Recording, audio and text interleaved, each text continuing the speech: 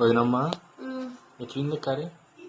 అసలు ఎట్లుందో కానీ అసలు స్మెల్ అదిరిపోతుంది. చారు అయితే ఇదైతే చికెన్ చారు. మీకు ఎంతమంది తెలుసు? అసలు నేను చెప్తున్నా నాకు నోట్లో అయితే నీళ్లు ఊరుతున్నాయి. నిజంగా చెప్తున్నా. ఫస్ట్ అయితే ఒక ముద్దు నేనే మాట్లాడతా. సూపర్ ఉంది.